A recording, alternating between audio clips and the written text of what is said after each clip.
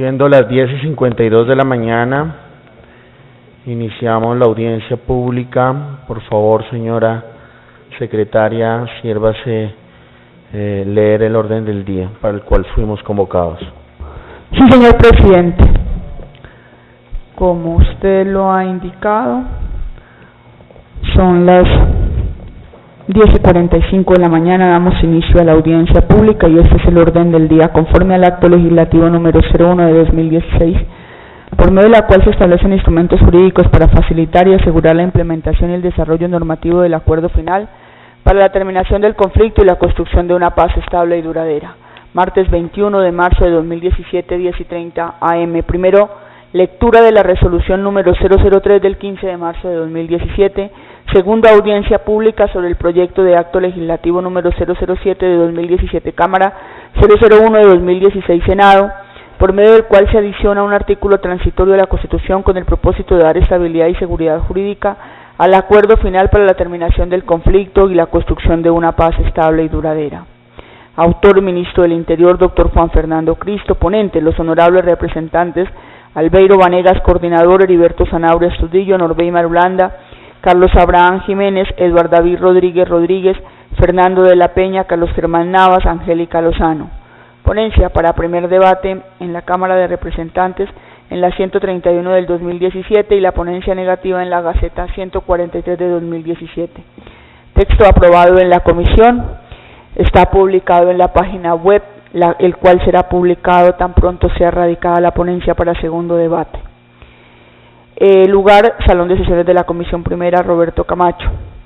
Tercero, lo que propongan los honorables representantes. Ha sido leído el orden del día, señor presidente. Primer punto del orden del día, señora secretaria.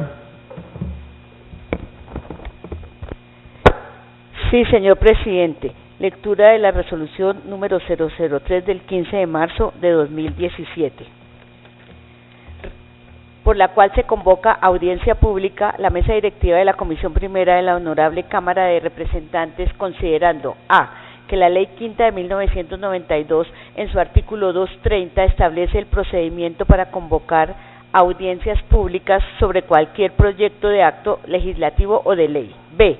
Que el honorable representante Eduardo David Rodríguez, ponente del proyecto de acto legislativo número 007 de 2017, Cámara, 001-2016, Senado, por medio del cual se adiciona un artículo transitorio a la Constitución con el propósito de dar estabilidad y seguridad jurídica al acuerdo final para la terminación del conflicto y la construcción de una paz estable y duradera, ha presentado solicitud de audiencia pública sobre el proyecto de acto legislativo en mención. C. Que la mesa directiva de la comisión considera que es fundamental en el trámite de estas iniciativas conocer la opinión de la ciudadanía en general sobre el proyecto de acto legislativo antes citado. D. Que el artículo 230 de la Ley Quinta de 1992 faculta a la mesa directiva para reglamentar lo relacionado con las intervenciones y el procedimiento que asegure la debida atención y oportunidad. E. Que la Corte Constitucional, en reiterada jurisprudencia en relación con las audiencias públicas, ha manifestado, abre comillas, las audiencias públicas de participación ciudadana decretadas por los presidentes de las cámaras o sus comisiones permanentes, dado que el propósito de estas no es el de que los congresistas deliberen ni decidan sobre algún asunto, sino el de permitir a los particulares interesados expresar sus posiciones y puntos de vista sobre los proyectos de ley o acto legislativo que se estén examinando en la célula legislativa correspondiente. No son así sesiones del Congreso o de sus cámaras, sino audiencias programadas para permitir la intervención de los ciudadanos interesados. Cierra comillas. Resuelve, dos puntos, artículo primero. Convocar audiencia pública para que las personas naturales o jurídicas interesadas presenten opiniones u observaciones sobre el proyecto de acto legislativo número 007 de 2017, Cámara, 001-2016, Senado, por medio del cual se adiciona un artículo transitorio a la Constitución con el propósito de dar estabilidad y seguridad jurídica al acuerdo final para la terminación del conflicto y la construcción de una paz estable y duradera. Artículo segundo. La audiencia pública se realizará en la ciudad de Bogotá el día martes 21 de marzo de 2017 a las 10:30 a.m. en el Salón de Sesiones Roberto Camacho de esta célula legislativa. Artículo tercero. Las inscripciones para intervenir en la audiencia pública podrán realizarse telefónica o personalmente en la Secretaría de la Comisión Primera de la Cámara de Representantes con un día de antelación a la audiencia. Artículo cuarto. La mesa directiva de la Comisión Primera de la Honorable Cámara de Representantes ha delegado en el honorable representante Eduardo David Rodríguez, ponente del proyecto de acto legislativo, la dirección de la audiencia pública, quien de acuerdo a la lista de inscritos fijará el tiempo de intervención de cada participante. Artículo quinto. La Secretaría de la Comisión efectuará las diligencias necesarias ante el área administrativa de la Cámara de Representantes a efecto de que la convocatoria a la audiencia sea de conocimiento general y en especial de la divulgación de esta audiencia en el canal del Congreso. Artículo sexto. Esta resolución rige a partir de la fecha de su expedición. Comuníquese y cúmplase. Dada en Bogotá a los 15 días del mes de marzo del año 2017, presidente Telésforo Pedraza Ortega, vicepresidente Elber Díaz Lozano, secretaria Amparo Yané Calderón. Señor presidente, con relación al artículo quinto de la resolución que ordena a la Secretaría hacer todo el trámite pertinente ante la parte administrativa para que esta audiencia fuese convocada por el canal del Congreso y todas las instituciones para que la ciudadanía se enterara de la convocatoria de la misma, se hizo lo pertinente ante la Presidencia y la Dirección Administrativa y en el canal del Congreso se convocó a la misma.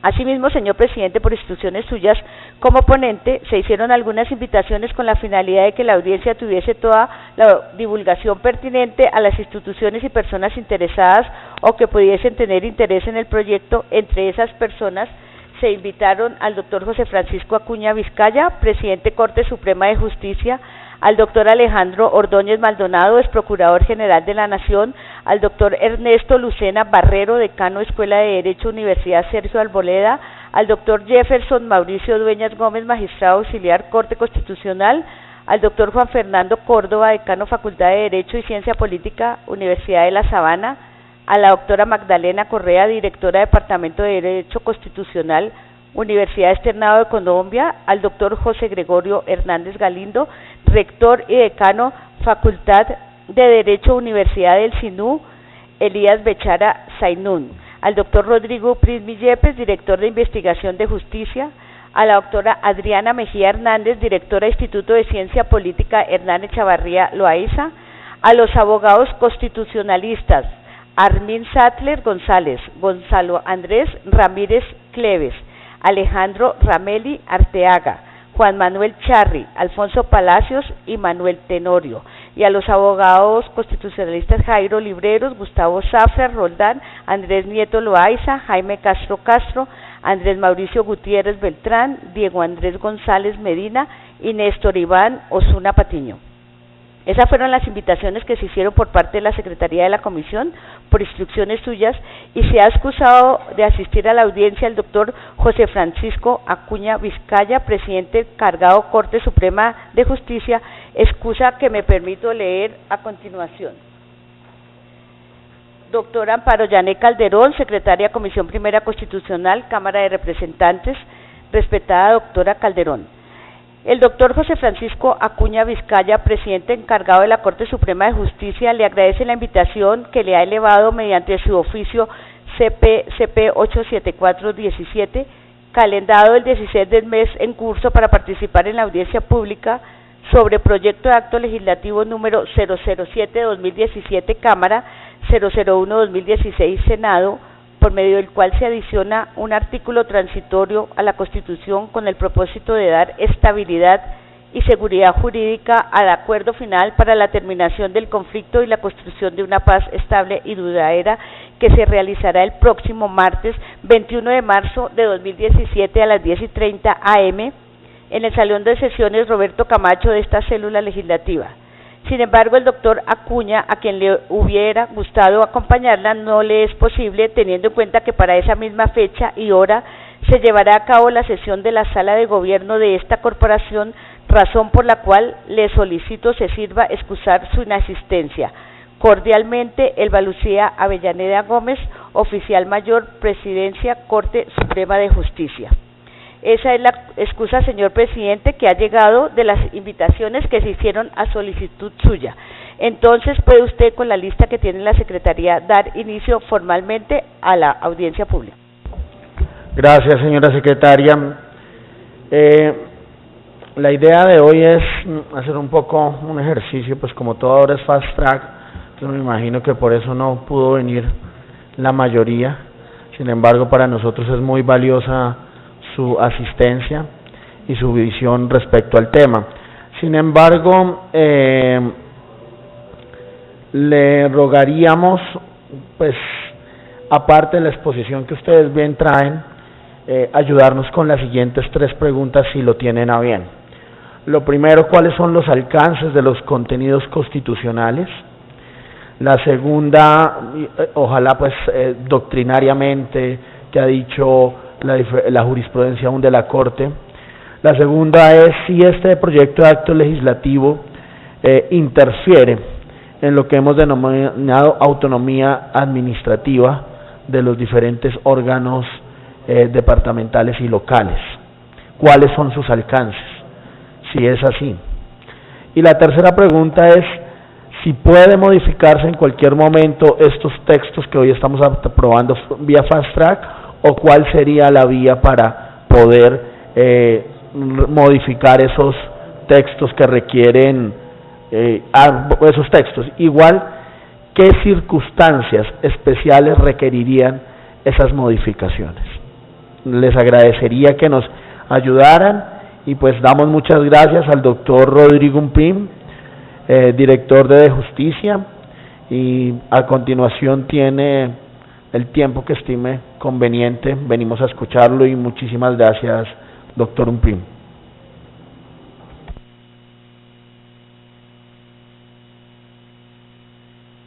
Sí.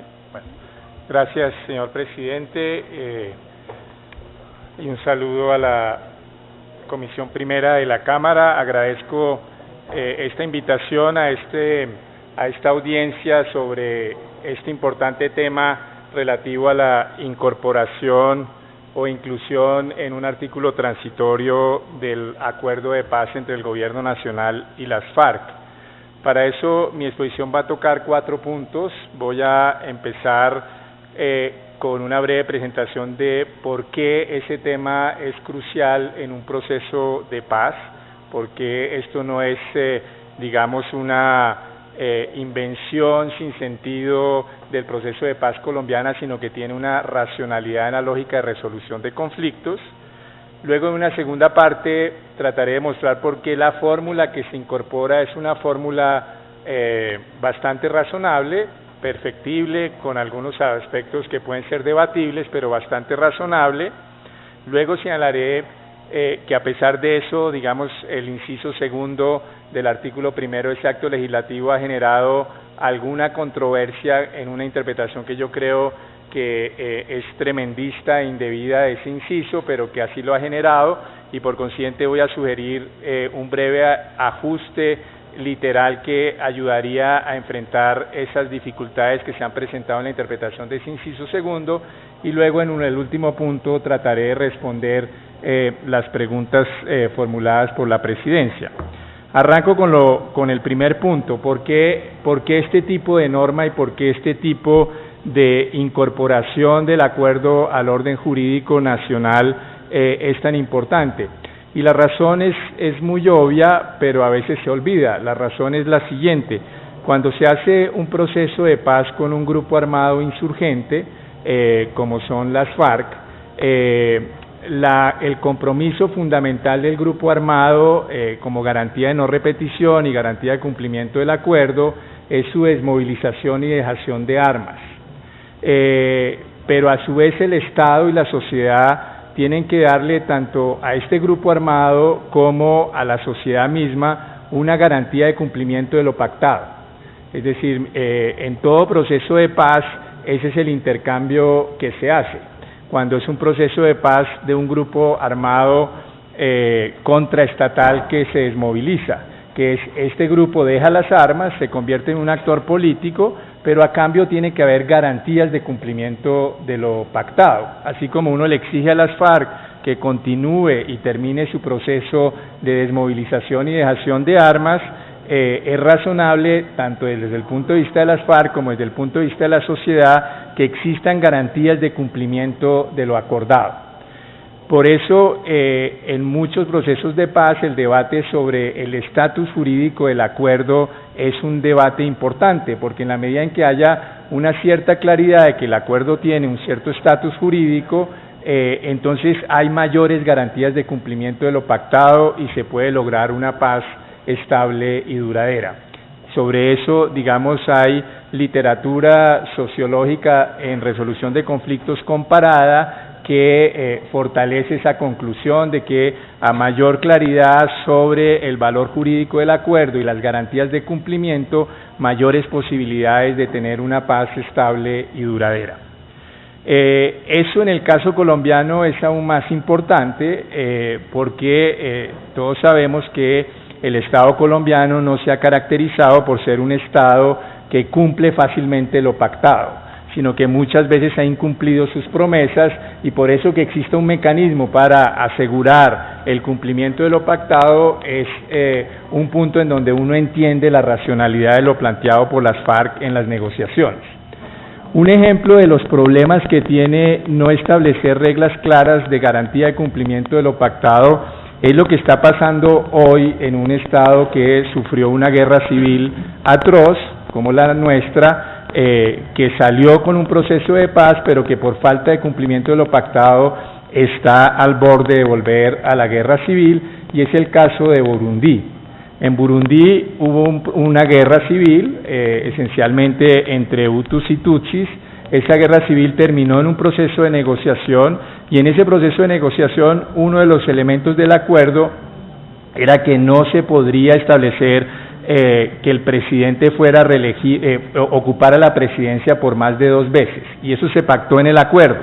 El acuerdo no tuvo un valor jurídico claro.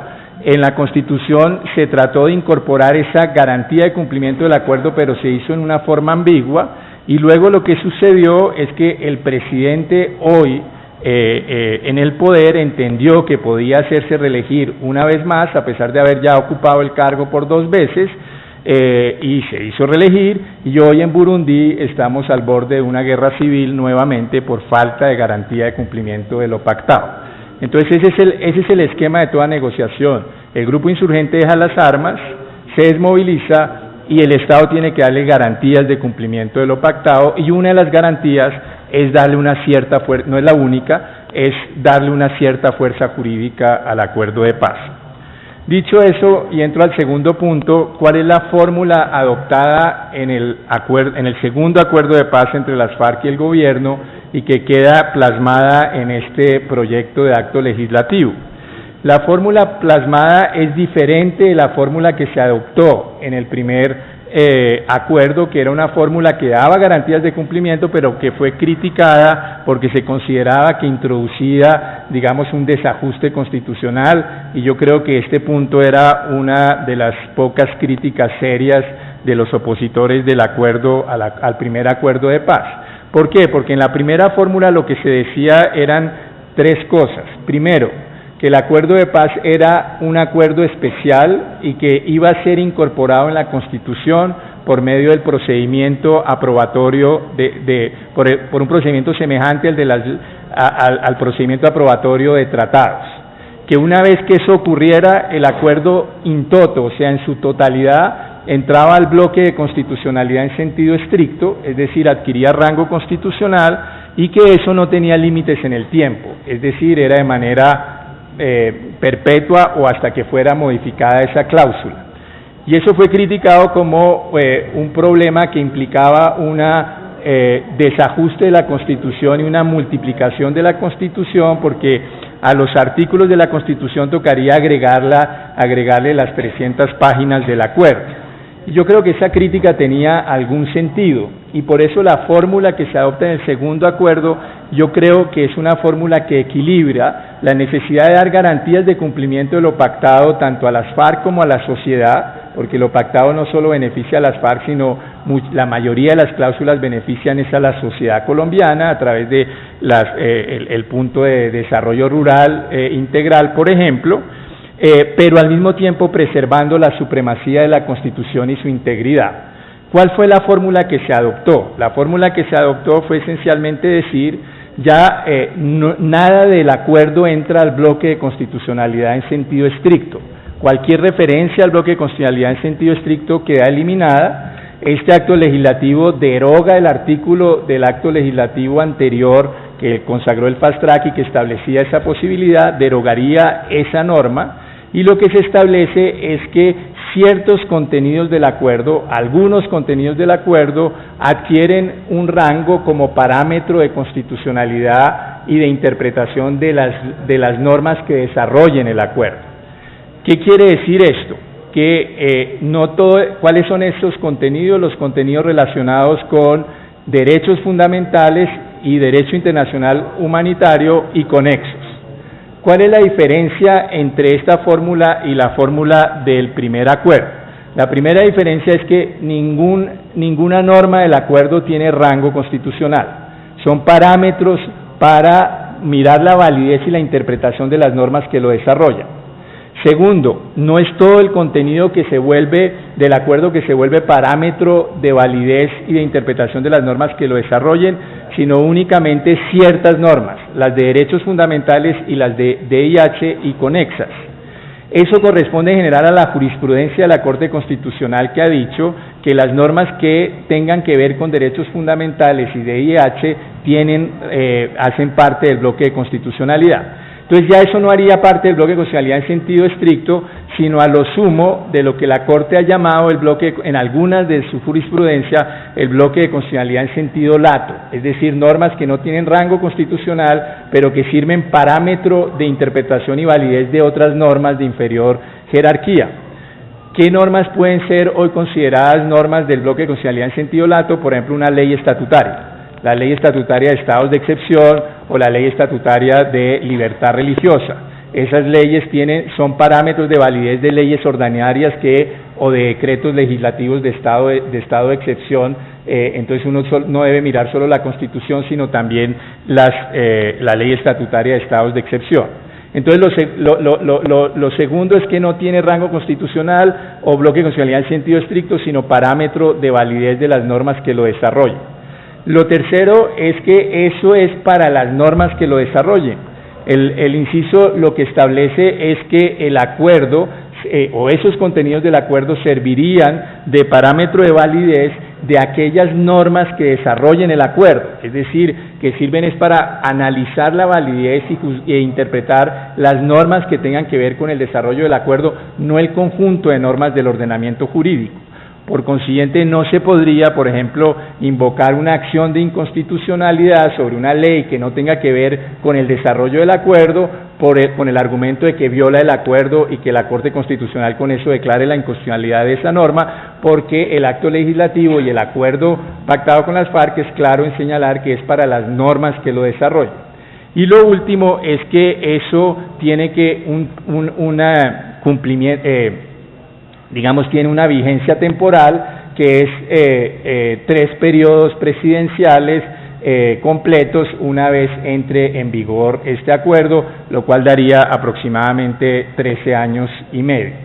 ¿Qué quiere decir? Que son normas que se van deshaciendo en la medida en que se vaya cumpliendo, lo cual muestra que lo que se quiere no es constitucionalizar el acuerdo, sino garantizar su cumplimiento. En la medida en que el acuerdo se va transformando en normas que lo desarrollan, el acuerdo mismo deja de tener importancia como norma jurídica, pero tiene cierta importancia como norma jurídica para garantizar que las normas que lo desarrollen sean compatibles con lo establecido en el acuerdo.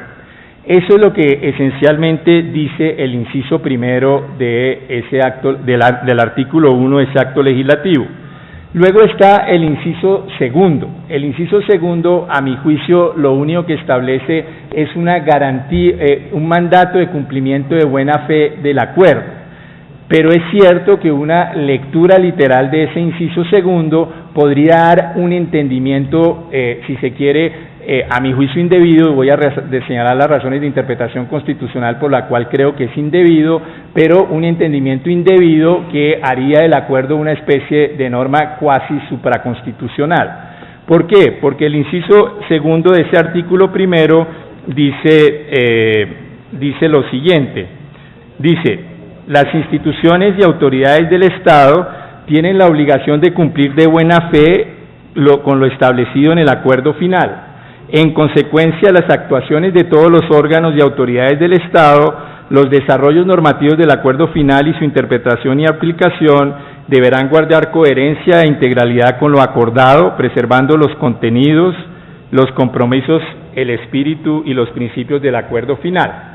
A partir de ese tenor literal, algunos críticos, como el profesor Jaime Castro, han dicho que ahí lo que se establece es un mandato supraconstitucional porque vincularía a todas las autoridades, incluyendo, por ejemplo, al Banco de la República e incluso al Congreso de la República e incluso al propio poder de reforma de la Constitución, que sería una especie de norma supraconstitucional. Yo creo que esa es una interpretación tremendista. Es una interpretación de eso que uno consiste en inventarse un monstruo y luego asustarse de la existencia de ese monstruo. Entonces uno se inventa ese monstruo y dice, mire, es que con esa norma hasta el constituyente está vinculado por el acuerdo final, porque una reforma constitucional es hecho por una autoridad que es el poder constituyente. Yo creo que esa interpretación es tremendista y equivocada, porque uno debe interpretar el inciso segundo dentro del marco sistemático que establece la reforma constitucional. Si el inciso segundo estableciera que el acuerdo tiene rango supraconstitucional, pues simplemente el inciso primero sería inútil. ¿Para qué uno establece en el inciso primero que ciertos contenidos del acuerdo relacionados con derechos fundamentales tienen un determinado valor, si uno en el inciso segundo dice que todo el acuerdo tiene un valor supraconstitucional? Eso sería ridículo en términos normativos.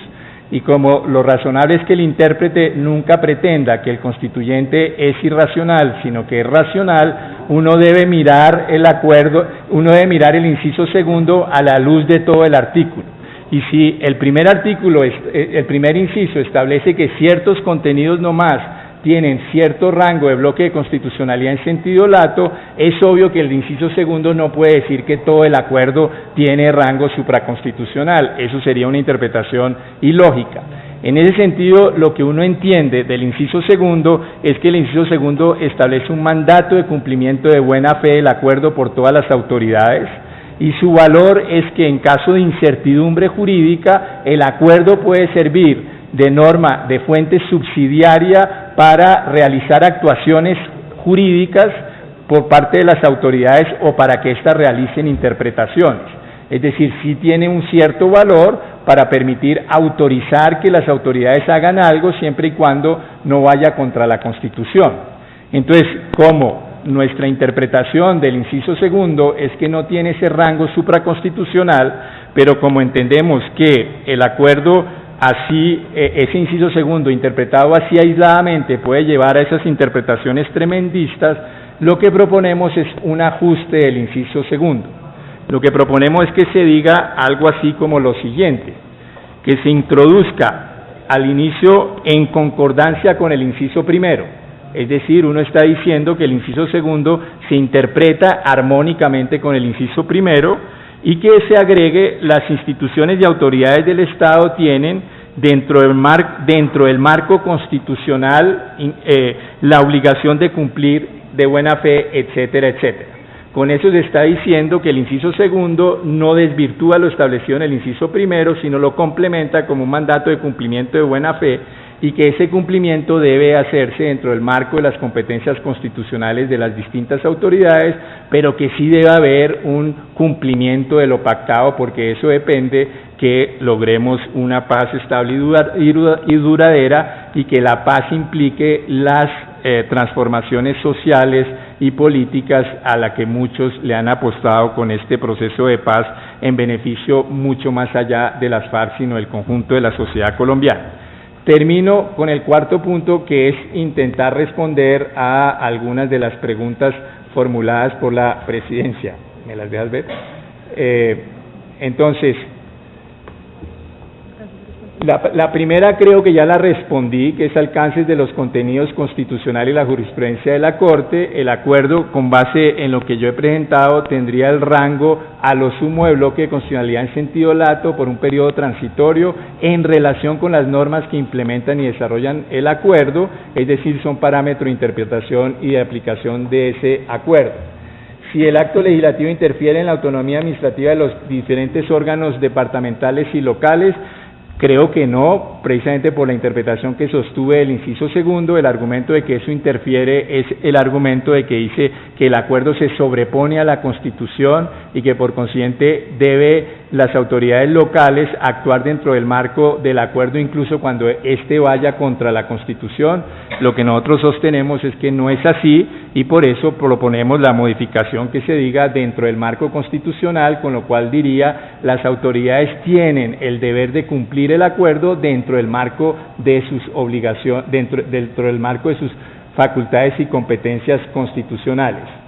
El tercer punto tiene con la posibilidad de modificar en algún momento lo que se apruebe por fast track y qué requisitos especiales están establecidos para esas modificaciones.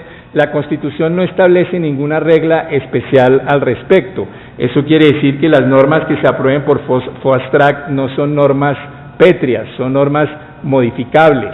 El punto fundamental es el punto de la estabilidad del proceso de paz y es un punto de que el Estado cumpla de buena fe aquello con lo que se compromete.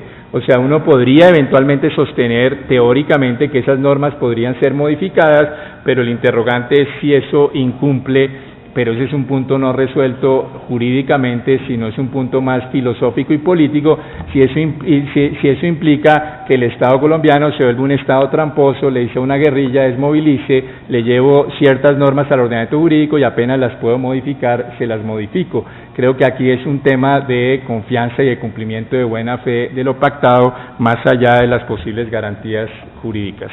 Muchas gracias, señor presidente. A usted, doctor Rodrigo, muchas gracias.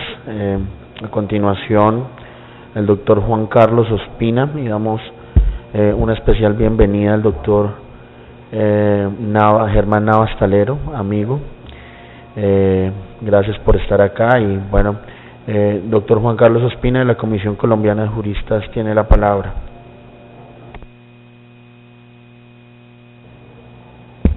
Buenos días.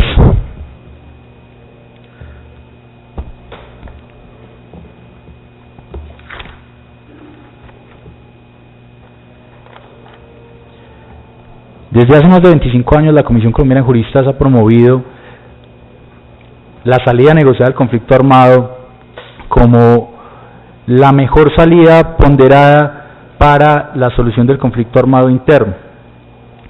Adicionalmente ha promovido la defensa, la promoción de los derechos humanos, del derecho internacional humanitario, del cumplimiento del Estado de sus obligaciones internacionales, y creo que todos estos elementos son los que son objeto de debate en estos momentos y en el trámite de las leyes que implementan o desarrollan el acuerdo final para la terminación del conflicto. Con ocasión del trámite del acto legislativo al que hacemos referencia en esta audiencia, hemos presentado un documento a la Comisión Primera y en esta oportunidad pues nos referiremos a dos asuntos en específico. Uno, el derecho constitucional de los procesos de paz como un marco jurídico en construcción, y dos, y tal como lo ha invitado el presidente de la comisión en relación con sus preguntas, pues cuál es la naturaleza jurídica del acuerdo y su jerarquía normativa. Lo primero es que nos adherimos a la posición que ha señalado el profesor Rodrigo Primi y de Justicia sobre la importancia de este acto legislativo, la importancia de brindar seguridad y estabilidad al acuerdo final, y a partir de ello pues creo que es importante para nosotros considerar primero que la Constitución política fija el derecho a la paz, adicionalmente como un deber, como un fin y como un valor, y eso hace esencial que cualquier desarrollo por parte de las autoridades o por parte del Congreso de la República en específico, pues esté enmarcada en las actividades que la Constitución le ha señalado. En esa medida, promover, defender y acercar las posibilidades de paz en nuestro país. Cuando el artículo 2 señala que las autoridades están instituidas para promover la convivencia pacífica, para promover la paz en nuestro país, pues de una u otra manera lo que uno entendería al día de hoy es que las autoridades están en esa medida bajo una finalidad de la Constitución, y es implementar lo que bajo unas reglas que ya mencionaríamos, pues fue aceptado por dos partes que estaban en un conflicto armado. Nosotros, con ocasión de este trámite, pues entendemos que el Congreso de la República está haciendo uso de las facultades y competencias que le asignó el Acto Legislativo 01 de 2016, y en esa medida hoy estamos implementando y desarrollando el acuerdo final. Ahora bien, como todo proceso de paz, pues tiene unas etapas. Nosotros históricamente no habíamos llegado a un momento como estos, y en las etapas anteriores pues ya se cumplieron los parámetros y condiciones necesarias para tener un documento que sea un parámetro para que se puedan cumplir los compromisos de las partes, y lo que se quiere con este acto legislativo es que ese acuerdo sea parámetro de validez e interpretación de las normas que lo desarrollen. En un estudio comparado sobre la terminación de los conflictos en el mundo, uno encuentra que la última etapa está relacionada con la implementación y la verificación de los acuerdos. Esa última etapa es muy importante porque todo el esfuerzo llevado a cabo a través de las personas que están en diálogo, de las instituciones y demás, para llegar a ese momento, pues es la instancia para poder hacer realidad esos requerimientos que se acuerdan, o esos acuerdos. En estos momentos, este acto legislativo, pues lo que permitiría es que esa última etapa del proceso de paz, de terminación del conflicto con las FARC, pues termine exitosamente, que se brinden las condiciones para dar estabilidad jurídica a esos acuerdos y para que a su vez se pueda brindar seguridad jurídica. Ahora bien, no todo el acuerdo, perdón la redundancia, de acuerdo con este acto legislativo tendría esa condición de parámetro de interpretación y validez de las normas. Serían solamente aquellas disposiciones relacionadas con el derecho internacional humanitario y los derechos fundamentales reconocidos por la Constitución y aquellos conexos. Es decir, en la implementación del acuerdo de paz con las FARC, los elementos del acuerdo relacionados con el DIH y con los derechos humanos serán parámetro de interpretación y validez de las normas que se aprueben. Si en el Congreso de la República estamos bajo una competencia asignada por el Acto Legislativo 01 para implementar el acuerdo de paz, pues precisamente será el acuerdo de paz el que sea el parámetro de interpretación y validez de esas normas que se aprueben. Y en esa misma medida, el inciso segundo lo que dispone es de buena fe, como lo señalaba el profesor Rodrigo, un deber de las autoridades de cumplir con el acuerdo. Si el acuerdo nos permite terminar el conflicto armado con las FARC, si el acuerdo nos permite vivir en convivencia, si el acuerdo nos permite hacer realidad el derecho, deber, valor y fin de la paz establecido en la Constitución, pues tendrá que ser de esa manera implementado y desarrollado. Y las autoridades en suma pues tendrán que dar el cumplimiento que se requiere para mantener las condiciones de convivencia pacífica. Como lo señala el profesor Rodrigo, no pretende este acto legislativo que el acuerdo final entre a la Constitución, no pretende entonces que integrado a la Constitución pues simplemente sirva como referente para el desarrollo de las normas, y este acto legislativo toma una posición conciliadora de aquella que se promovió y que fue vencida el 2 de octubre, que guiaba a la incorporación del acuerdo al bloque de constitucionalidad, y en este caso lo que dice es que aquellos referentes, aquellas disposiciones relacionadas con el DIH y los derechos fundamentales o aquellos conexos reconocidos por la Constitución, pues servirán de parámetro de interpretación y validez de las normas que desarrollen e implementen el acuerdo. Estamos en un círculo, es el acuerdo el que se va a implementar, es el acuerdo y los elementos de derechos fundamentales y de DIH los que sirven de parámetro de interpretación y validez.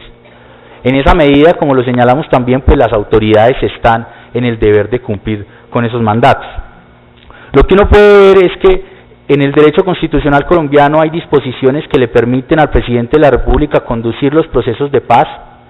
En la ley 418 y en algunas otras disposiciones existen esas facultades para llevar a cabo todas las medidas necesarias para llegar a un acuerdo con grupos armados alzados al margen de la ley. Ahora bien, en relación con la implementación, pues hay todo un desafío, y ese es el momento en que estamos. El derecho constitucional de los procesos de paz está en construcción, y en estos momentos está en construcción la última etapa de lo que corresponde a los procesos de paz, que es su implementación. Segundo, el derecho internacional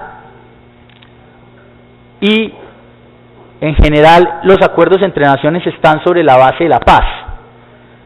Todos los acuerdos internacionales que existen entre naciones para su coordinación, convivencia, cooperación, están basados en la idea de la paz. Es decir, no solamente las autoridades están en función de los deberes constitucionales, sino en función de los deberes internacionales del Estado, que pretenden que vivamos en convivencia pacífica. Los alcances entonces de los contenidos constitucionales que están incorporados o que se pretenden incorporar por medio de este acto legislativo serán entonces un parámetro de interpretación y validez de las normas que desarrollen e implementen en el acuerdo de paz. No se trata de incorporar el acuerdo final al bloque de constitucionalidad. Segundo, estas decisiones en relación con la incorporación de estos elementos como parámetros de interpretación y validez, pues pueden ser objeto de modificación, que era una de las preguntas que señalaba. Obviamente tendrá que acudirse a los procedimientos de modificación constitucional futura para poderlo hacer, pero lo cierto es que esa modificación no tendría sentido mientras que estemos en una fase de implementación del acuerdo de paz. Y por eso es tan importante la referencia al marco temporal que se fija en este acto legislativo. Bajo ese marco temporal, entonces, se tendrá que desarrollar la implementación y desarrollo normativo del acuerdo. Y será bajo ese límite temporal que las autoridades están obligadas a cumplir de buena fe lo mencionado en el acuerdo de paz. Y será entonces en ese límite temporal que se establecerán todas las condiciones necesarias para que esa implementación cumpla con lo que las partes acordaron y lo que en suma nos llevaría a tener una convivencia pacífica y en general pues condiciones de paz en nuestro país.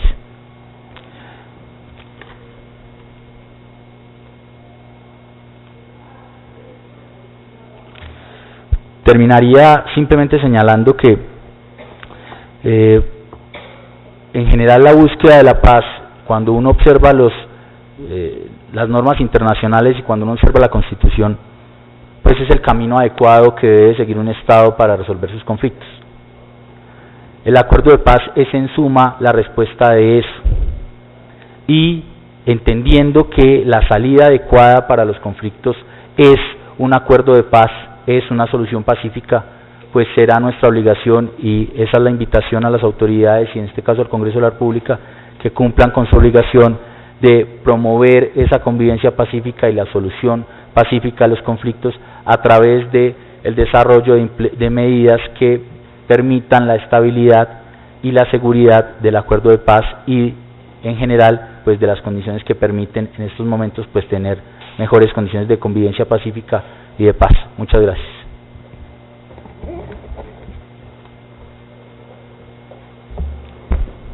Muchas gracias, doctor Juan Carlos Ospina. Ahora se han inscrito también el doctor Jorge Bustamante, del grupo Mejor No, y Santiago Andrés Rivera de Un Ciudadano. El doctor Óscar Ortiz también va a ser partícipe, y pues ahora la doctora Juanita Gobertus del Instituto para Transiciones Integrales. Doctora Juanita, le agradecemos también y le recuerdo a todos que hay 3 preguntas que, si bien tienen, contestarla para que nos den que son las siguientes.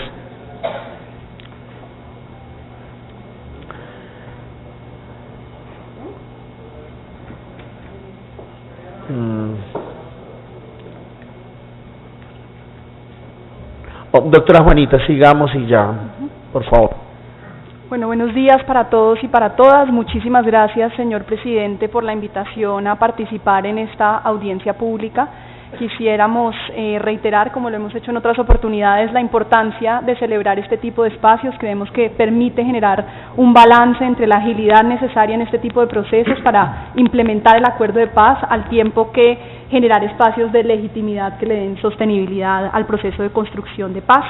Quisiera resaltar rápidamente el Instituto para Transiciones Integrales, que está basado en Barcelona. Es un instituto que aporta asesoría independiente y técnica a países en procesos de transición con miras a garantizar su éxito, y es en esa lógica en la que venimos trabajando en Colombia. Me voy a referir rápidamente a 4 temas. En primer lugar, la naturaleza jurídica de un acuerdo de paz y las garantías para su cumplimiento. En segundo lugar, los controles de constitucionalidad que se desprenderían de este tipo de acto legislativo. En tercer lugar, la importancia de buscar consensos entre quienes promovieron el no y quienes promovimos el sí a lo largo del proceso de Fast Track como una garantía de legitimidad. Y finalmente me referiré brevemente a las preguntas planteadas por la presidencia. Sobre la naturaleza jurídica, los acuerdos ya lo planteaban tanto Rodrigo como Juan Carlos, pero quisiera simplemente mencionar un elemento importante, y es: de cara a un contexto como el colombiano, de tal nivel de desconfianza entre 2 partes en un conflicto armado, como lo son el gobierno colombiano y la guerrilla de las FARC, es importante preguntarse si era posible firmar un acuerdo de paz sin que existieran garantías jurídicas, es decir, en donde simplemente se partiera de la buena fe y del cumplimiento que una y otra parte iban a hacer de lo acordado. Y yo creo que realmente, si miramos la experiencia reciente tanto de distintos países alrededor del mundo como la propia experiencia colombiana luego de la desmovilización de los paramilitares, pues es obvio reconocer que existen procesos de paz en donde usualmente lo acordado no se cumple, y donde las FARC, por distintas razones, yo creo que en este caso con cierta razón, pues tenían desconfianza de que simplemente la palabra del gobierno fuese suficiente para cumplir lo acordado. En ese escenario, yo creo que es importante recordarlo, es justamente después de que se logra un acuerdo sobre el llamado blindaje jurídico que es posible acordar en la mesa de conversaciones el acuerdo sobre dejación de las armas. Es decir, la garantía de que lo que se había pactado se iba a cumplir genera, en el caso de los productos que van saliendo de la mesa de conversaciones, la posibilidad de que las FARC acepten un cronograma claro de dejación de las armas, que es lo que viene hoy ya implementándose, y yo creo que no es para nada menor. Es importante reconocer que de ello se puede desprender la terminación del conflicto armado real después de más de 50 años. En esa lógica, me refiero al tipo de garantías. Recordemos que al inicio de este proceso de paz, las FARC consideraban, y lo dijeron públicamente en distintos escenarios, que la principal garantía era la incorporación del acuerdo a la Constitución a través de una asamblea constituyente. Asamblea constituyente que ellos además públicamente lo decían, entendían que era una asamblea constituyente ad hoc, distinta de aquella que se encontraba en la Constitución, en donde no se iba a una votación pública para la elección de los constituyentes, sino que había una cuota de un porcentaje que hasta donde yo recuerdo incluso alcanzaba el 30% en la visión de las FARC sobre cómo debía constituirse esa asamblea constituyente. Este proceso de paz, en cambio, en su momento fue la defensa pública que hizo el doctor de la Calle en una entrevista en la revista Semana, dijo: se va a incluir a la guerrilla de las FARC dentro del ordenamiento constitucional colombiano, se va a hacer, si es del caso, una serie de reformas quirúrgicas, fue la expresión que usó, a la Constitución, pero no vamos a rebarajar un nuevo ordenamiento constitucional. Y por lo tanto la pretensión de las FARC de que de este proceso surgía un nuevo ordenamiento constitucional es rechazada en la mesa de conversaciones. La segunda pretensión de las FARC fue entonces busquemos que el acuerdo de paz como garantía de seguridad jurídica sea un tratado internacional y que las partes en la mesa de conversaciones, de alguna manera como si fuesen sujetos de derecho internacional, pudieran firmar un tratado que directamente se incorporara al bloque de constitucionalidad. Fue la primera tesis del llamado Acuerdo Especial de Derecho Internacional Humanitario, en donde algunos doctrinantes jurídicos mencionaban que por el solo hecho de la firma entre dos partes en un conflicto armado, ello quedaba incorporado en la Constitución. Nuevamente, de manera pública, el gobierno en su momento dijo eso sería inviable, no solo porque resultaría inconstitucional, porque se estaría sustituyendo al constituyente, sino porque el derecho internacional humanitario establece procedimientos para la incorporación de las normas de derecho internacional humanitario al ordenamiento nacional para hacerlas efectivas.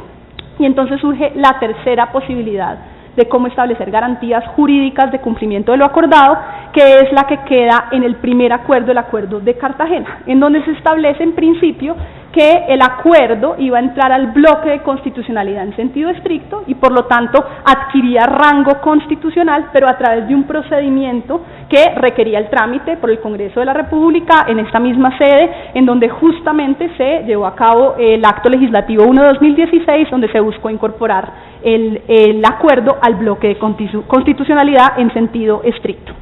Ese tercer intento de cuál sería la garantía de seguridad jurídica es derrotado en el plebiscito del 2 de octubre y específicamente en la fase de renegociación se lleva como uno de los temas que tienen que ser reformados para poder responder a la voluntad popular expresada el 2 de octubre.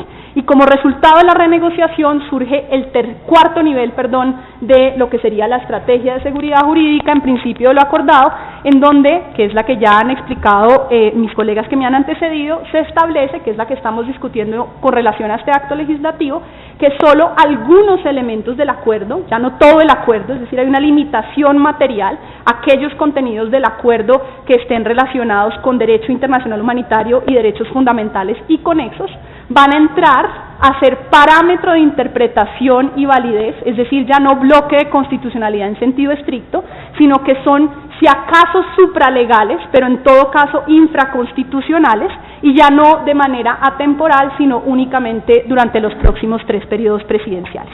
Entonces, creo yo que ese contexto nos sirve para ver que, si bien yo creo que era necesario tener unas garantías de seguridad jurídica, de que lo acordado se iba a cumplir, venimos en un proceso a lo largo de este proceso de paz, de modular y adecuar esa garantía, que siga siendo una garantía, pero creo yo mucho más modesta que la pretensión original de que esto fuese una asamblea constitucional, y por supuesto creo lo esencial es preservar que esta sea una incorporación de las FARC al ordenamiento constitucional vigente, incluso si se requieren algunas modificaciones constitucionales, pero no la creación de un nuevo ordenamiento constitucional.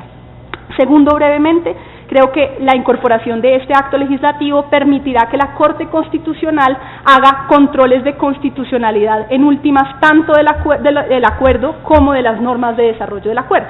Parte de lo que ya estamos viendo que está empezando a suceder en la Corte Constitucional, por ejemplo, de cara al proceso de revisión de la ley de amnistía, es no solo verificar si la ley de amnistía corresponde con lo que está en la Constitución, sino es acorde con aquello que es lo que está en el acuerdo. Y, como resultado de ello, si hay elementos del acuerdo que serían inconstitucionales. Y yo creo que eso es deseable. Es importante que la Corte Constitucional sirva como árbitro imparcial e independiente para poder identificar si hay elementos del acuerdo que serían contrarios a la Constitución y que pueda señalarlo cuando así sea. Tercero, ya lo mencionaba Rodrigo, creo que es importante darle también una explicación política al respecto. Existe esta interpretación del segundo inciso del acto legislativo que hoy discutimos, según la cual el acto legislativo, por vía del segundo inciso, estaría incorporando todo el acuerdo al texto de la Constitución. Nosotros consideramos que eso es contrario a aquello que se discutió públicamente en la fase de renegociación, que no respondería a lo que fueron cambios al acuerdo para responder a las posturas y propuestas que hizo los distintos sectores políticos del no, y creemos que uno de los elementos esenciales del fast track post plebiscito es justamente generar estos procesos de consensos en donde sea posible excluir aquella interpretación según la cual el segundo inciso pretendería incorporar todo el acuerdo a el rango constitucional y garantizar que prevalezca el primer inciso, asegurando que efectivamente no entra a rango constitucional, es infraconstitucional y en todo caso no entra en su totalidad, sino únicamente aquellos elementos relacionados con derechos fundamentales y derecho internacional humanitario. Y cuarto y último, me refiero a las preguntas elaboradas por la Presidencia. Yo diría, si uno entiende en este escenario el acto legislativo, ningún elemento del texto del acuerdo adquiere rango constitucional. Está por debajo de la Constitución, pero por encima de las normas de implementación. De ahí que una norma deba cumplir tanto con lo que está en el acuerdo como con lo que está en la Constitución. Sobre las competencias de los órganos locales, pues por supuesto tiene que ser acorde con aquello que está en el acuerdo, pero siempre y cuando el acuerdo sea constitucional. Disposiciones del acuerdo contrarias a la Constitución no obligarían a los órganos locales. Y tercero, por supuesto que puede modificarse después. Este es un acto legislativo ordinario como cualquier otro que podría ser modificado a través de un nuevo acto legislativo. Pero sería muy grave que ello sucediera si uno se imagina que para el momento en el cual eso podría pasar, pues deberíamos ya estar avanzando en el proceso de implementación del acuerdo. Creo que justamente lo que el llamado es a que este Congreso haga un proceso adecuado de ponderación entre los dos intereses en juego, la garantía de cumplimiento de lo acordado por un lado y la supremacía de la Constitución por otro, para asegurar un texto que permita tener sostenibilidad de largo plazo y suficiente legitimidad ante las distintas fuerzas políticas. Reitero nuevamente la invitación a participar en esta audiencia pública. Esperamos poder seguirlo haciendo en los distintos procesos a través del fast track. Muchas gracias. Bienvenida. Doctora Juanita, muchas gracias. A continuación el doctor Jorge Bustamante. Tenemos, doctor Jorge, 3 preguntas, si bien tiene usted contestarlas. La primera es cuáles son los alcances de los contenidos constitucionales. La segunda es si interfiere este acto legislativo en lo que hemos llamado autonomía administrativa de los departamentos y municipios. Lo tercero es puede modificarse en cualquier momento estos textos o requieren circunstancias especiales conforme al acuerdo. Son 3 preguntas, pues después de su exposición, si tiene a bien contestarlas, doctor Jorge. Señor presidente, muchas gracias. Habíamos venido con el doctor Oscar, va a intervenir primero él, venimos en representación de Mejor No, y con su venia le pediría al doctor Oscar Ortiz que intervenga primero. Muchas gracias, presidente.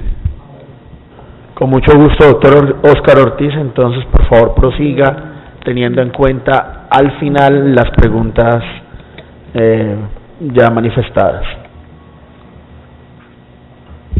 Buenos días, señor presidente. Buenos días, representante Germana Bastalero, señoras y señores.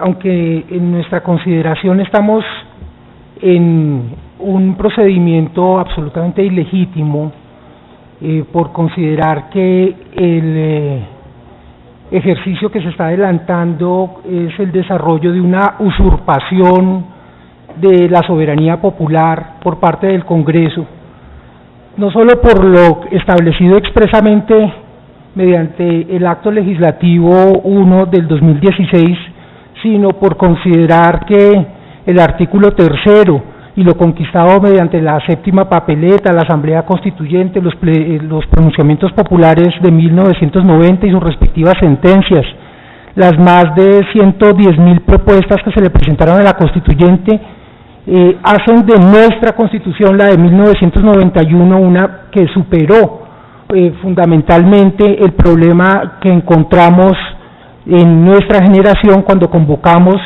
al pueblo colombiano para que se diera el mandato al Estado colombiano por conducto del presidente de convocar a un segundo pronunciamiento popular que diera lugar a la convocatoria por el pueblo de una Asamblea Nacional Constituyente. Es así realmente legítima y pudimos superar de esa manera las cartas de batalla. Las constituciones del siglo XIX que habían sido puestas en vigencia después de una victoria militar o política y que hacían de las nuestras, incluyendo la Constitución de 1886, unas constituciones con unos déficits de democracia muy importantes. Esa Constitución, la de 1991, la realmente pactada, la realmente concertada, hizo que esa Constitución fuera realmente conquistada. No fue puesta en vigencia después de una victoria militar o política. Esa Constitución ni nos la regalaron ni nos la impusieron. Ejercimos directa y pacíficamente los ciudadanos colombianos la soberanía, y en ejercicio de esa ciudadanía logramos que en la Constitución se consagrara la soberanía popular y superáramos la soberanía nacional. Lamentablemente, las autoridades a quienes les confiamos en este periodo la guarda de la Constitución han usurpado el ejercicio del poder constituyente. Aunque se nos convocó como pueblo y el pueblo colombiano tomó una determinación el 2 de octubre mediante, no ni siquiera un acto legislativo, no una ley, sino apenas unas proposiciones, tomaron la determinación de que eso equivalía a una refrendación popular.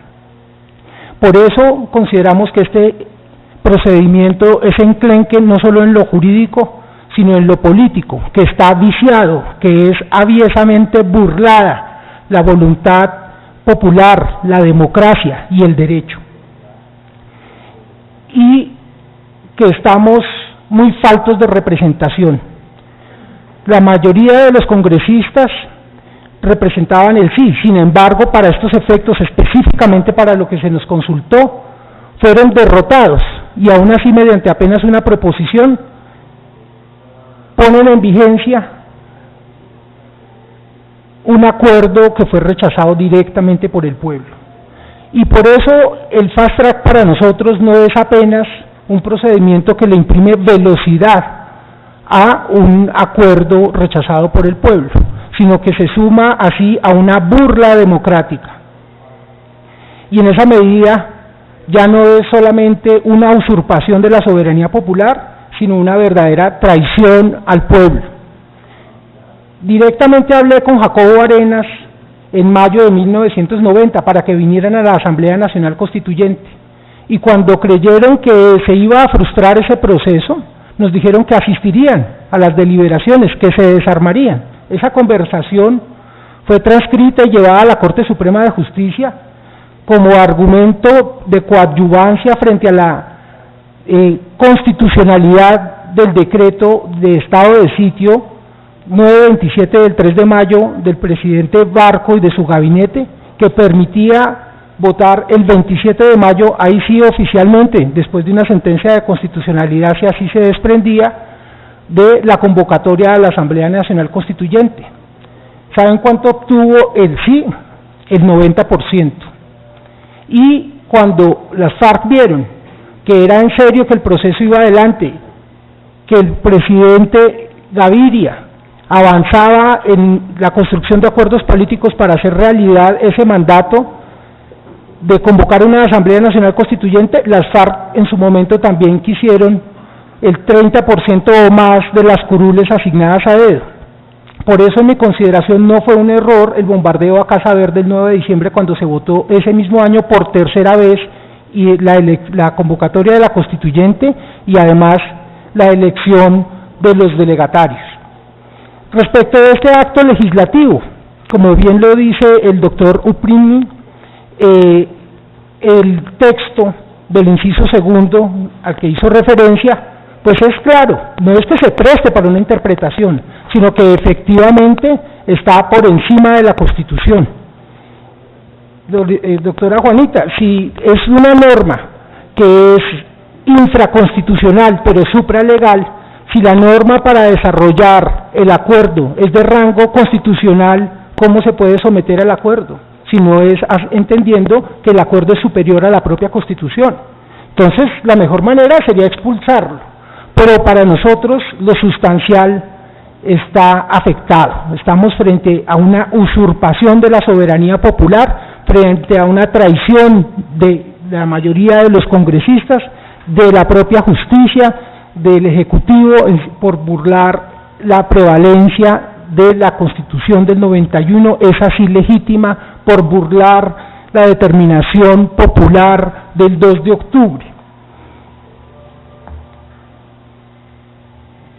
Si se quisiera minorar el daño, lo mejor sería en ese caso eliminar el inciso segundo, porque invocar la buena fe simplemente como una supuesta garantía para la mayoría de los ciudadanos, pues no nos parece suficiente.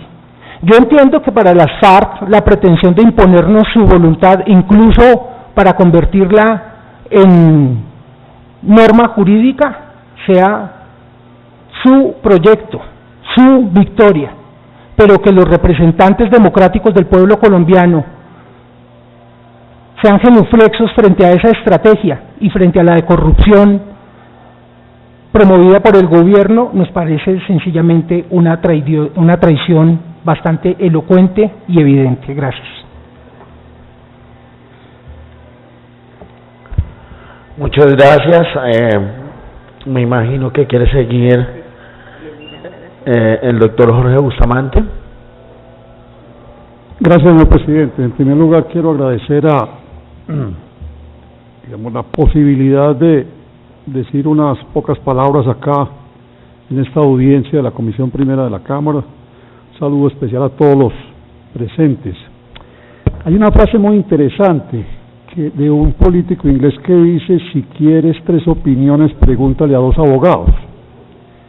Lo sorprendente es una cosa: la descripción de la doctora Juanita es un ajuste del ajuste, del ajuste y del ajuste. Ejemplo, en el primer inciso, en el documento del artículo transitorio del 12 de noviembre no estaba la última frase que decía con sujeción a las disposiciones constitucionales. Yo tuve la oportunidad de publicar un artículo en el periódico El Tiempo donde decía que como estaba redactado el artículo transitorio, efectivamente se estaba llevando a cabo una usurpación y una supraconstitución. El elemento esencial es que el inciso segundo tiene preeminencia, así no se quiera aceptar por encima de las normas constitucionales.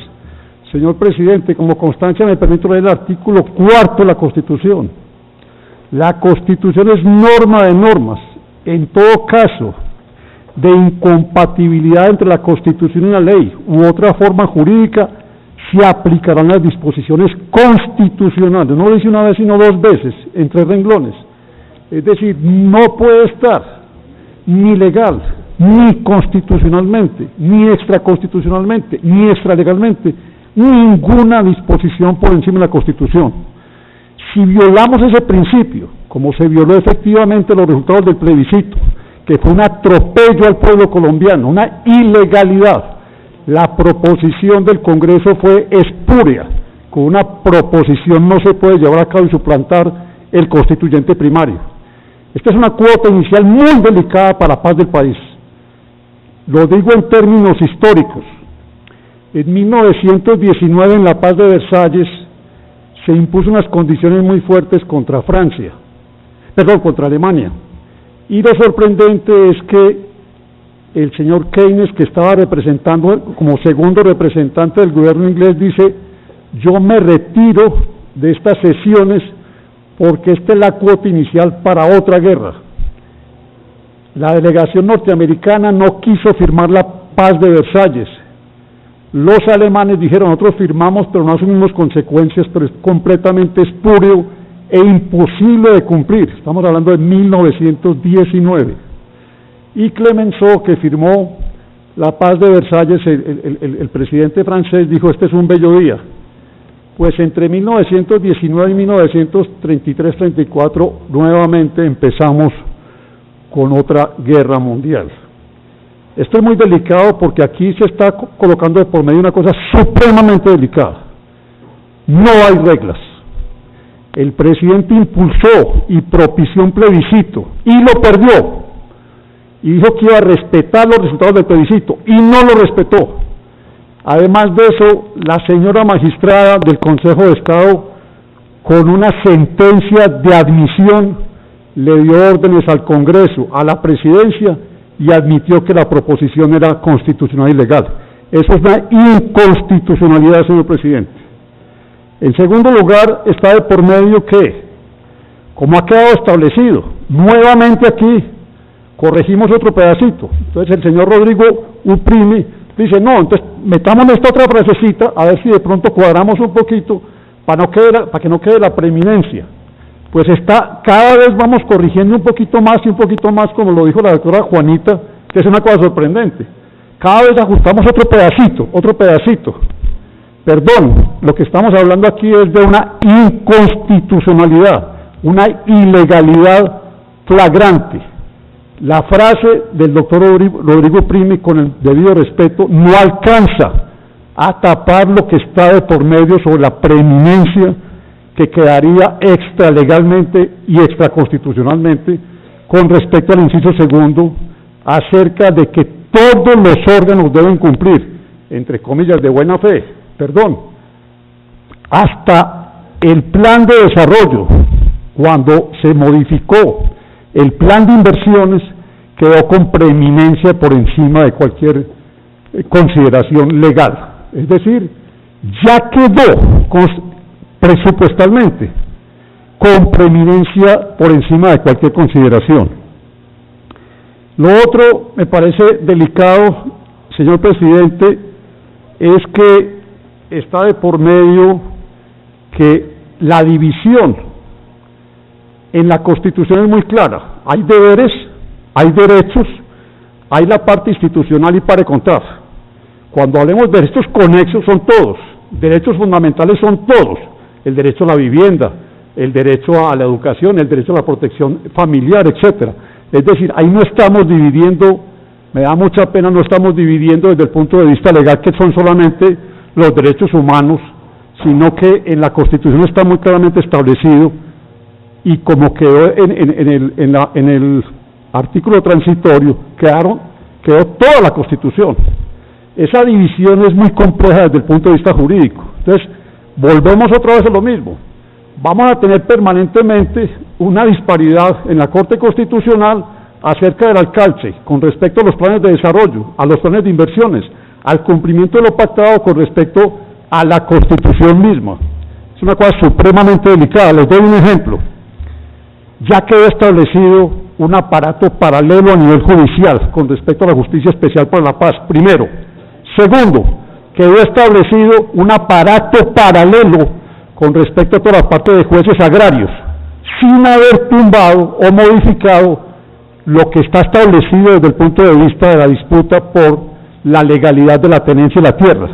Y tercero, tenemos un aparato extralegal, en mi concepto extraconstitucional, con respecto a la Constitución misma. Entonces ya estamos creando, por decirlo así, señor presidente, dos estados: una legislación con respecto a la tierra y un aparato institucional con jueces nombrados por la comisión que está establecido allí, que es paralelo a lo que tenemos actualmente.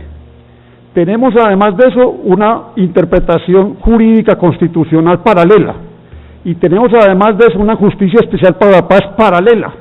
Es decir, estamos creando un Estado y otro Estado y otro Estado. Ya tenemos varias, por decirlo así, variantes de estados paralelos.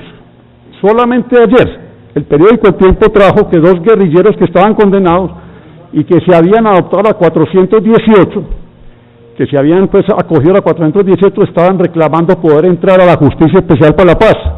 Y un juez les dijo, no, ustedes ya quedaron incluidos y ustedes ya no son guerrilleros. Ellos dicen, nosotros somos guerrilleros y tenemos derecho a la Justicia Especial de Paz, al Tribunal Especial de Paz. O sea, entonces ya tenemos, primero se acogieron a la 418, después ya salieron de guerrilleros, después dijeron ellos que no, que ellos eran guerrilleros y entonces que se podían acoger a la 400, al Tribunal Especial de Paz. Entonces ya el juez les dice, un momentico, ustedes fueron guerrilleros pero ya no son, y como se acogieron a la 418, entonces ya no se pueden acoger al Tribunal Especial de Paz. Estamos creando un mare magno muy delicado de interpretar, vuelvo a repetir con el mayor respeto por los abogados, de muy difícil interpretación, para llevar a cabo y poner en proceso lo que se ha acordado en este momento. Nosotros insistimos, y estoy completamente de acuerdo con el doctor Ortiz, en suprimir completamente el inciso segundo del artículo transitorio como está establecido. Con el mayor respeto por el doctor Uprimi, la corrección que su señoría sugiere no corrige el alcance de preeminencia, porque seguimos en lo mismo. Les demostramos inequívocamente que ese artículo transitorio era violatorio y sustituyó la Constitución. Entonces metimos efectivamente en el primer inciso con sujeción a las disposiciones constitucionales que no estaba en la versión del 12 de noviembre. Eso lo metieron en la versión del 24 de noviembre. Entonces todos los días ajustamos un poquitico más las cosas. ¿Por qué la guerrilla no quiso ya Asamblea Nacional Constituyente, doctor Uprimi, doctora Juanita? Por una razón, porque había alcanzado mucho más de lo que estaba esperando en el acuerdo final de paz o con el acuerdo final de paz con lo que se dio el gobierno, que efectivamente lo que hubiera podido alcanzar en una Asamblea Nacional Constituyente. Lo que está forzando la institucionalidad y el gobierno es muy delicado. Estamos ya esforzándonos efectivamente en una Asamblea Nacional Constituyente. Los actores que quedamos por fuera desde el punto de vista de esta negociación, por voluntad del gobierno, están dejando un vacío profundo a nivel institucional, a nivel legal, a nivel constitucional, a nivel presupuestal, y están creando un mare magnum institucional de delicadas consecuencias hacia el futuro. Muchas gracias, señor presidente. A usted, doctor Jorge. Bueno, ahora tenemos al ciudadano Santiago Andrés Rivera y con él terminamos, no sin antes recordarles que si hay alguna ponencia escrita, por favor no la hagan llegar o alguna propuesta. Pues no. Ya, perdón. Pues es que no estamos en un debate sino en una audiencia pública, entonces lo invito al debate, pero no, pues por mí, dejemos que termine joven y pues si quiere. Muy buenos días, gracias presidente. Con la colaboración de otros jóvenes de diferentes carreras y ámbitos sociales hemos hecho un pequeño escrito para poder apoyar este trabajo que se está llevando a cabo en esta comisión. Agradeciendo el espacio que se nos ha brindado para hacer estos comentarios, debemos reconocer que el nuevo artículo transitorio es mucho menos aterrador que aquel que deroga expresamente, pues no eleva abiertamente a rango de bloque de constitucionalidad del acuerdo, únicamente lo ubica como referente de interpretación y validez de las normas, que habrán de desarrollarlo, y ya no a perpetuidad, sino solo por los próximos 12 años. Pero ¿por qué sigue aterrándonos la idea de que los acuerdos sean referente de interpretación y validez de las normas que habrán de desarrollarlos? La respuesta es sencilla, porque las normas que desarrollarán los acuerdos van a impregnar todos los aspectos del Estado, introduciendo cambios en todos los modelos que manejamos. Por ejemplo, debido al enfoque territorial del acuerdo, deberán hacerse importantes reformas en nuestro ordenamiento territorial, con el llamado Plan de Zonificación Ambiental, los cuales terminarán afectando derechos adquiridos, creando un nuevo mecanismo de solución de conflictos sobre la propiedad, lo que de suyo implica reformas en los actuales procedimientos civiles, penales y policivos, e instituyendo una nueva estructura catastral y la progresividad del impuesto predial, lo que acarrea una redistribución del territorio nacional. Este solo es un ejemplo de uno de los 6 puntos del acuerdo, pero ocurre igual con los otros 5, por lo que permea todo el ordenamiento jurídico existente y las futuras reformas solo podrán inspirarse en las directrices que establece el acuerdo. Es cierto que todos los colombianos queremos que cese el conflicto y que haya una paz, pero no entendemos por qué para lograr ese objetivo es imperativo reformar todo el ordenamiento jurídico colombiano y el modelo económico y productivo existente. Únicamente, como lo dice el acuerdo, sin dar la oportunidad de que se nos incluya a Santiago, todos. un favor, Sí, tú tienes eso escrito, ¿verdad? Te rogaríamos más bien que nos comentaras para que... Solo me queda exactamente una página, no es... Bueno, claro. dejémoslo terminar, tranquilo, termina. Es cierto que todos los colombianos queremos que cese el conflicto y que haya paz, pero no entendemos por qué para lograr ese objetivo es imperativo reformar todo el ordenamiento jurídico colombiano, el modelo económico y productivo existente, únicamente, como lo dice el acuerdo, sin dar la oportunidad que se incluya a todos los actores del escenario político. Sin embargo, esto no es lo peor que hemos advertido. Para el futuro de nuestro país, ni siquiera es necesario que se incluya este artículo en la Constitución. Este debate es una cortina de humo, pues los acuerdos de suyo ya tienen valor de tratado internacional, aún sin la refrendación y sin el contenido constitucional que por cortesía el Gobierno Nacional ha querido que discutamos en esta oportunidad. Tanto el acuerdo firmado el 24 de agosto como el acuerdo final del 24 de noviembre del 2016, después del rechazo de la voluntad popular, consignan que es un acuerdo especial en los términos del artículo 3º común a los convenios de Ginebra de 1949 para efectos de su vigencia internacional y disponen en el depósito del 7º original firmado ante el depositario de convenciones de Ginebra, tal como puede leerse claramente en el preámbulo.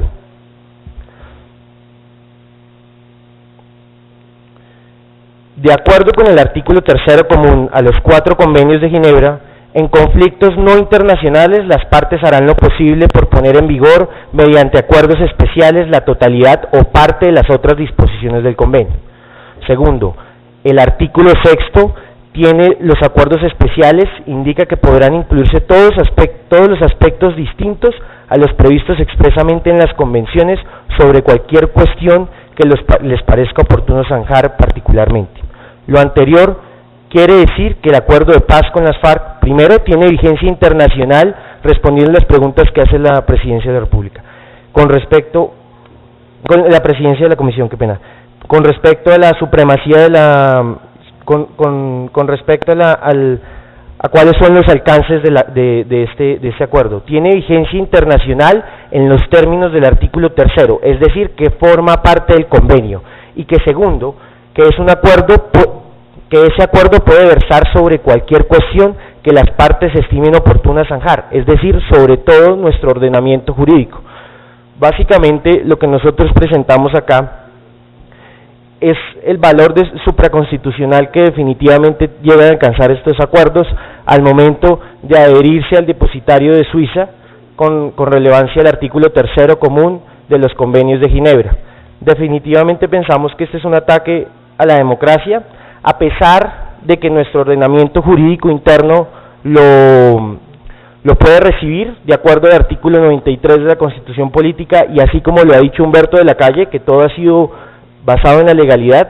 Definitivamente pensamos que esto viene con unos cambios muy sustanciales y que probablemente lo que se hizo en La Habana no fue más que una pseudoasamblea constituyente, ¿sí?, donde simplemente lo que vinieron a hacer fue hacer cambios sustanciales diciéndonos que no es así, donde nos dijeron que podíamos hacer un plebiscito, pero ni siquiera lo necesitaron, y en el momento de hacer la inscripción de estos acuerdos en el depositario de Ginebra, se integraron dentro del convenio de acuerdo al artículo 3º común.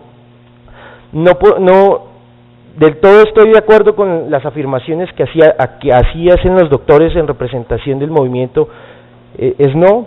Definitivamente debo decir que como ciudadano me siento preocupado, sí, porque creo que los cambios que se vienen son sustanciales, que el fast track es simple y llanamente una opción para que el gobierno pase a otras cosas, y así lo había afirmado el doctor Uprime en uno de sus artículos, hablando acerca del cambio de un fast track a un fat track, ¿no?, hablando de una vía rápida, sí, y ese temor me parece que es existente y que definitivamente está sucediendo en este momento.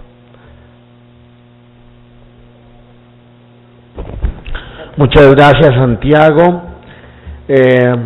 Para que vean que nosotros los del centro sí somos totalmente democráticos, no cohibimos la palabra de nadie, pues Doctor Umpín, bien pueda.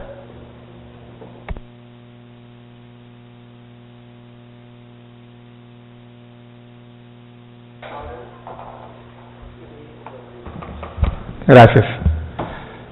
Gracias, señor presidente. No, yo quiero hacer unos comentarios breves sin ánimo de polemizar. Cuando yo digo que los opositores a esta norma arman un monstruo y después se asustan, es lo que acabamos de ver. O sea, en vez de decir, mire, el inciso segundo tiene problemas, ajustémoslo, cuando uno trata de ajustarlo, dicen, ¿cómo así? Ahora en el Congreso se pueden ajustar las cosas del acuerdo. Cuando lo que se había dicho era que el Congreso no iba a hacer nada, que el Congreso iba a ser un convidado de piedra que únicamente iba a pupitrear el acuerdo. Y cuando se tratan de ajustar para ajustarlo a la Constitución, entonces se dice que eso está mal. Yo no entiendo. Yo entiendo que aquí estamos en un proceso de concertación entre fuerzas políticas ciudadanas distintas para tratar de lograr una paz dentro del marco de la Constitución.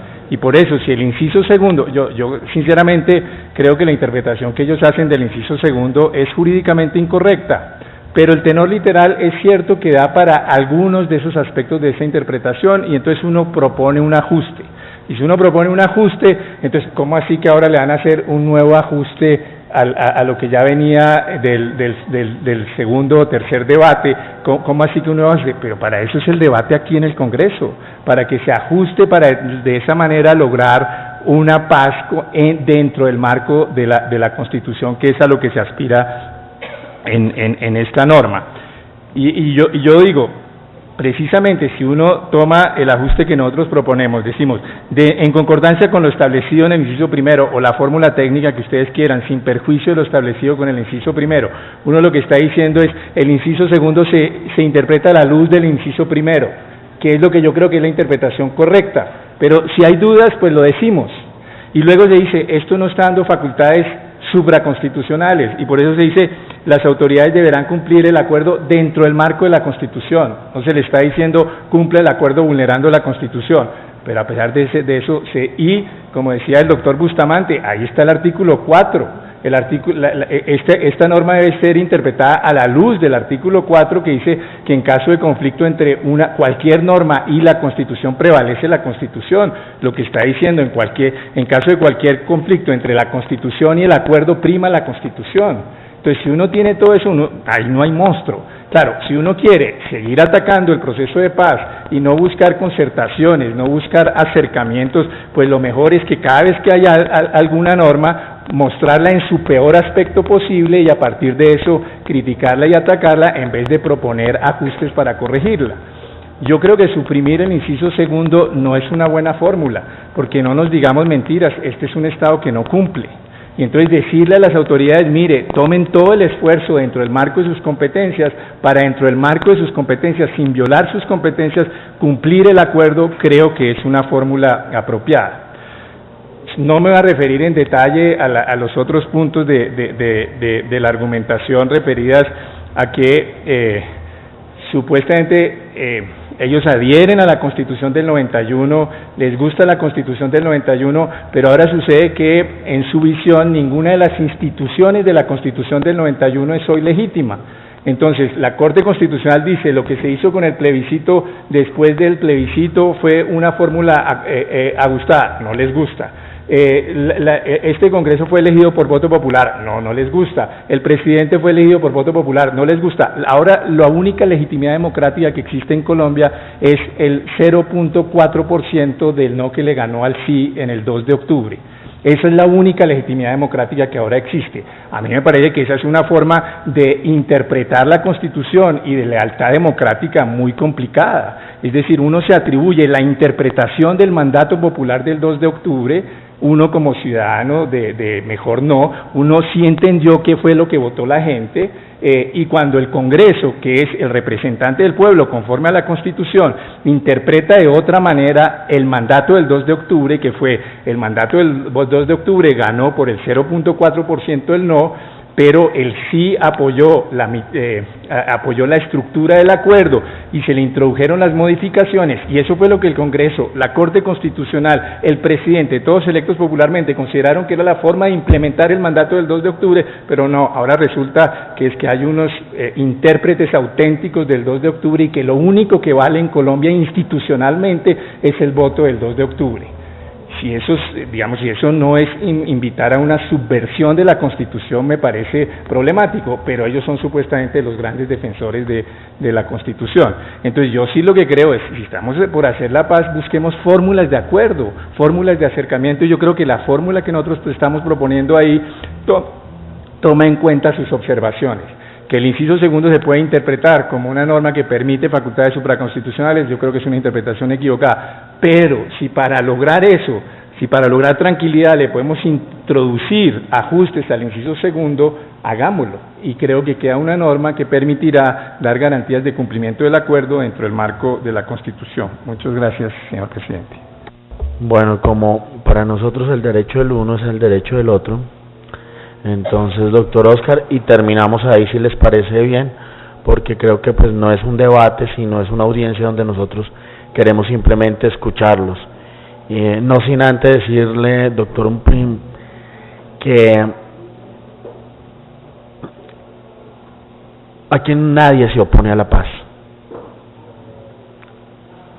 Aquí lo que estamos es mirando cómo realmente generamos un acuerdo que le sirva y que tenga sostenibilidad en el tiempo. En ese orden de ideas, hay sectores, y nosotros de buena fe acudimos a más de una semana de trabajo, con 16 horas de trabajo, donde yo soy testigo, donde se dijo que se iban a hacer ciertas modificaciones a los acuerdos, y desafortunadamente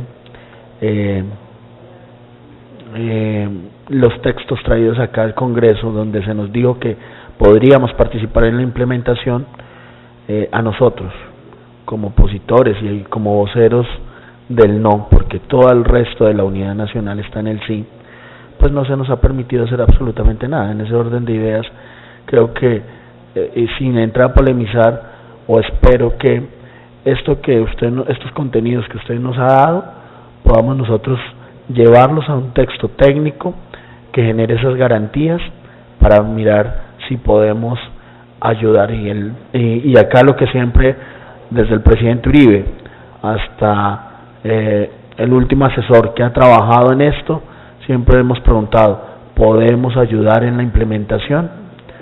Siempre se nos dice que sí, pero al final el resultado es un no. Doctor Oscar.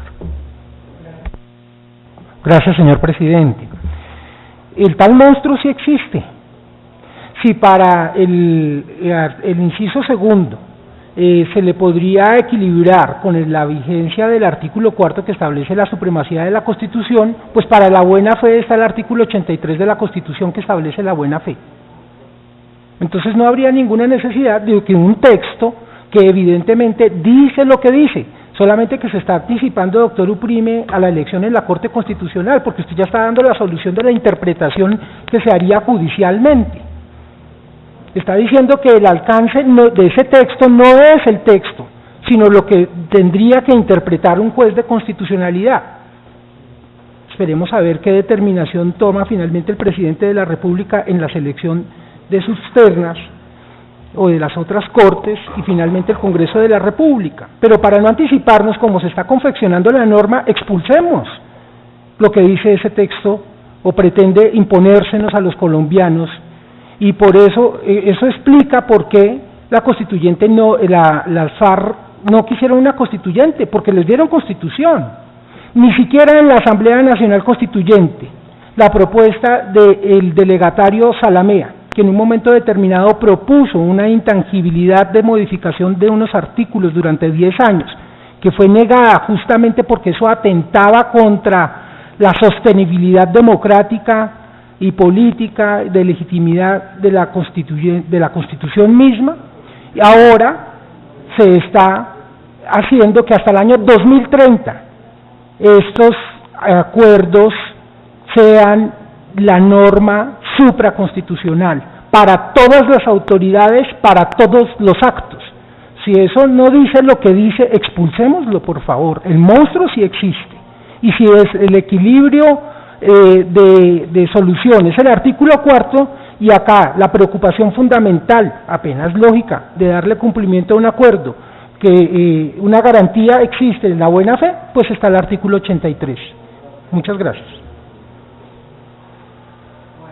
De esta forma damos por terminada la audiencia pública, sin no antes agradecerles por las expresiones aquí dadas.